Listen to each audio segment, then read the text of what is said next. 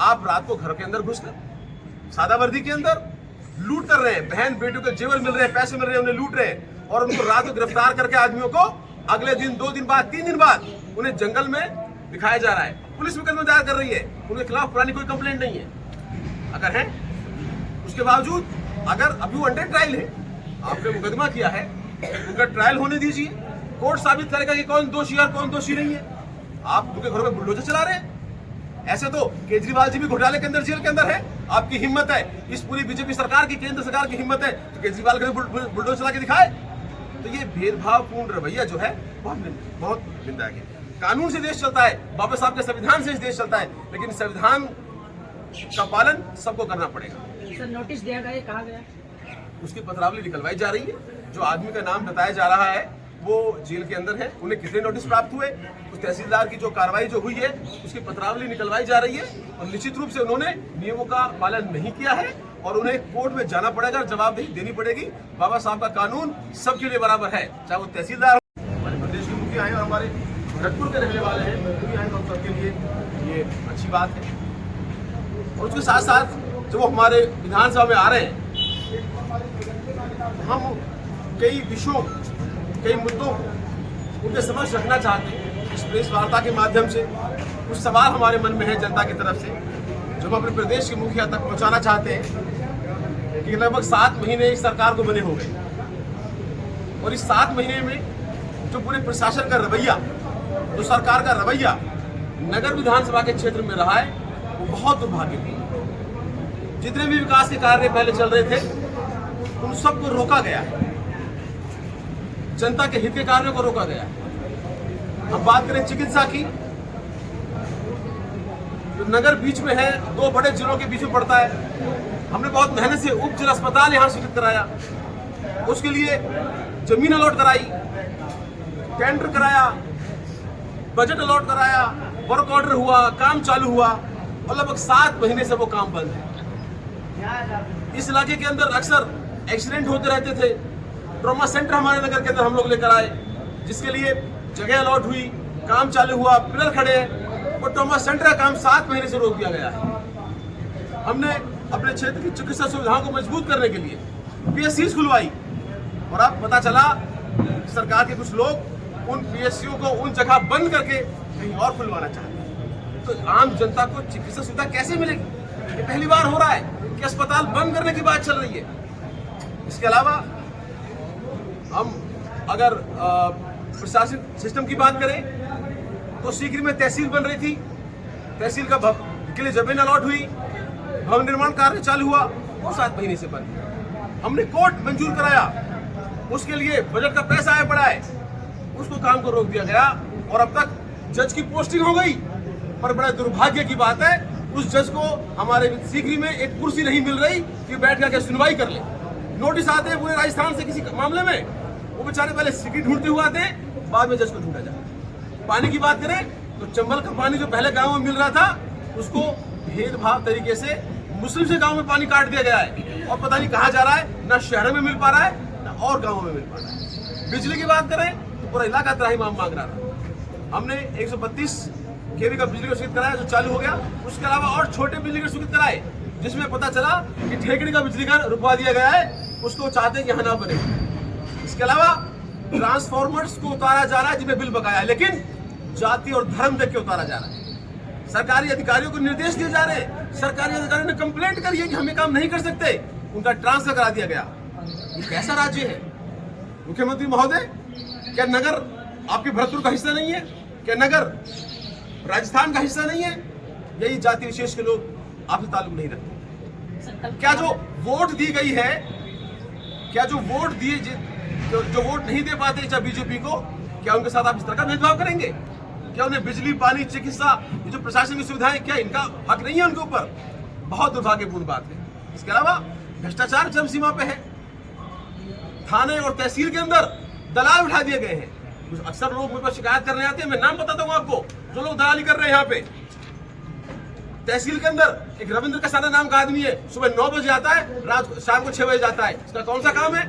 कौन से पद पे काम करता है? इसका काम है तहसीलदार के लिए दलाली करना। हक त्याग हो, चाहे कोई नामांतरण हो, उस पर दलाली ली जा रही है। हमारे सिगरेट के व्यापारी से 90,000 रुपये मांगे गए, एक पीड़े के बाद से बेटी का हत्या कराने के लिए 30,000 रुपये मांगे गए और लोग दलाली कर रहे हैं। इसके अलावा चाहे बिजली घरों थाने हो, ओम प्रकाश गुर्जर है, एक रघुवीर मास्टर जी है, एक शिब्बू है इमलाड़ी वाले, एक अस्पताल के अंदर कोई ओम जी है और एक गजेंद्र सोलंकी है, जो एमएलसी के नाम पर, पुलिस कानून के नाम पर और झूठे मुकदमे बनाने के नाम पर वसूली कर रहे हैं, थाने और तहसील के कर रहे हैं। प्रशासन, पुलिस प्रशासन भेदभावपूर्ण तरीके से काम कर रहा है। तो ये सारी जो चीजें हैं इस क्षेत्र की महत्वपूर्ण समस्याएं हैं। इसके अलावा हमारे क्षेत्र में सिंथेटिक दूध, सफेद जहर, 2 ट्रक सफेद पाउडर रोज उतरते हैं सीकरी के अंदर और 5 ट्रक केमिकल, जिनको बन के पूरे इलाके के अंदर दूध का जहर का व्यापार किया जा रहा है। और अगर छोटे अधिकारी उन पर कार्रवाई करते हैं तो वो लोग मंत्री महोदय के साथ अपनी फोटो दिखा के उनको दबा दिया जाता है। ये कौन सरकार के लोग हैं जो इन्हें संरक्षण दे रहे हैं? तो आज इस प्रेस वार्ता के माध्यम से मैं गुजारिश करता हूँ मुख्यमंत्री महोदय से कि जवाब दें, क्या हमें इन अस्पतालों का हक इस जनता का नहीं है? क्या इस प्रशासन पे इस जनता का इस तरह से प्रताड़ना की जाएगी? और अगर हम पुलिस प्रशासन की बात करें तो पुलिस प्रशासन के अंदर भी जो है धर्म और जाति देख के कार्रवाई हो रही है। जो लोग गलत करता है हम उसके खिलाफ है, वे सख्त कार्रवाई होनी चाहिए, उसकी कड़ी निंदा करते हैं, पूरा समाज कड़ी निंदा करता है।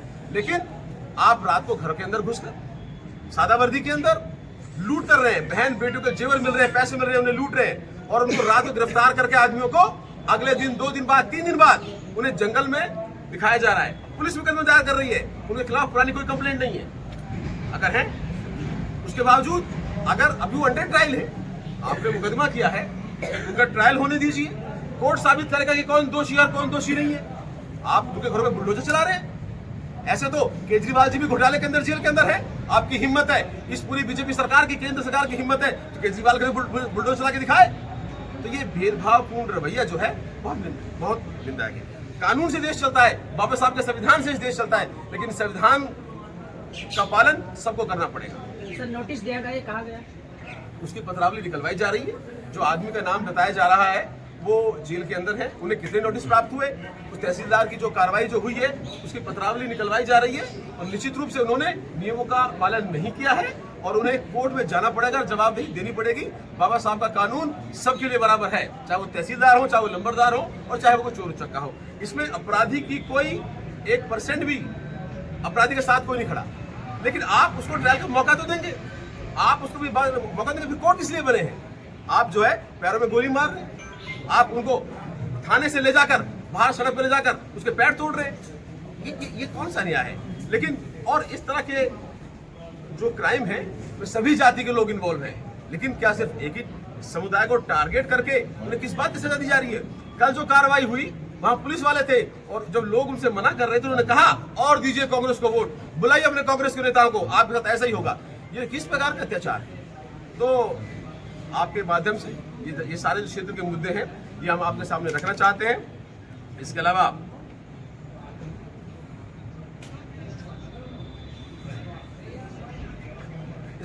पूरे नगर विधानसभा के अंदर 7 महीने हो गए, 7 रुपए का काम नहीं हो पाया सरकार के द्वारा और झूठा माहौल बना के भाषण देकर लोगों को गुमराह किया जा रहा है। तो मुख्यमंत्री जी कल पधार रहे हैं। मुख्यमंत्री जी आपसे हमारे यही सवाल है, क्या इन चिकित्सा सुविधाओं पे हमारा हक नहीं है? क्या ये पुलिस इसी तरह हमारे साथ भेदभाव करेगी? कहीं प्रशासन दलाली और इस ठेकेदारी का अड्डा बन जाएगा? हम आपसे गुजारिश करते हैं कि आप इनका संज्ञान लें। हमें आपसे उम्मीद है, आप हमारे मुखिया हैं, हमारे जिले के, हमारे लिए गौरव की बात है भरतपुर का आदमी आज प्रदेश का मुखिया बना है, लेकिन आप जो है जो ये लोकतंत्र है, ये प्रजातंत्र है, जो राम राज्य की आप बात करते हैं उसकी स्थापना तो कीजिए। ये भेदभावपूर्ण जो कार्रवाई और जो मैसेज दिया जा रहा है वोट ना देने का, इसके लिए आप संज्ञान लें। हम आपसे पूर्ण रूप से उम्मीद है कि आप जो है इन बातों को संज्ञान लेंगे। इसी संदर्भ में आज इलाके के जिम्मेदार लोगों की एक मीटिंग भी बुलाई गई है, उनसे हम राय मशवरा करेंगे कि आने वाले वक्त में ये जो भ्रष्टाचार, ये जो अत्याचार और ये और जो गलत काम क्षेत्र में हो रहे हैं उनके खिलाफ एकजुट होकर मिलकर ये लड़ाई लड़ेंगे और जो भी सरकारी कर्मचारी हैं या अधिकारी हैं उनकी जवाबदेही तय होगी। और आप सबका आप पधारे, बहुत बहुत धन्यवाद। कोई सवाल हो तो आप। संरक्षण की बात की थी, आरोप लगाया जा रहा है कि कांग्रेस पार्टी रही तो उसके संरक्षण में ज्यादा अपराध पला बढ़ा है, चाहते तो तब भी रोक लग सकती है। ये कौन सी रोक लग रही है? ये कौन लोग आरोप लगा रहे हैं? देखिए विपक्ष का काम है, जब जब वो लोग विपक्ष में थे तब उन्होंने ये बातें क्यों नहीं उठाई?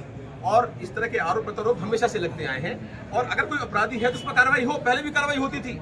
आप रिकॉर्ड निकालिए, जब भी कभी ऐसे कोई मामले होते थे, चाहे वो बाहर की पुलिस आती थी, उनको अरेस्ट करके ले जाती थी। अब तो बाहर की पुलिस कोई नहीं आ रही यहाँ पे, अब तो पुलिस ही मुकदमा दायर कर रही है। 420 किसके साथ हुई? किसी के साथ नहीं। शक के आधार पे मुखबिर ने सूचना दी, इस आदमी को पकड़ दिया। और मैं आपसे एक और आरोप लगाना चाहता हूं, ये सारे झूठे मोबाइल हैं, ये सारे झूठे सिम कार्ड हैं। मैं दावे की गारंटी के साथ कहता हूं, आप थाने के रिकॉर्ड का जो माल खाना है उसका ऑडिट करा लीजिए। जितनी जब्ती होती है उतना माल, उतना सामान नहीं है इनके पास में। वही फोन, वही मोबाइल, वही लोगों को बना के सिर्फ मुकदमे बना रहे हैं। तो ये सब बातें ट्रायल में सामने आएंगी, मौका दीजिए। और अगर कोई अपराधी है उसे कड़ी से कड़ी सजा मिले। हम कहते हैं 10% फालतू मिले। ना मुस्लिम समुदाय, ना इस इलाके के क्षेत्र के लोग इस काम को पनपने देना चाहते हैं, लेकिन ये लोग कार्रवाई नहीं करना चाहते। ये लोग सिर्फ झूठा माहौल बनाकर जनता में भय और खौफ पैदा करना चाहते हैं और कानून की धज्जियां उड़ा रहे हैं।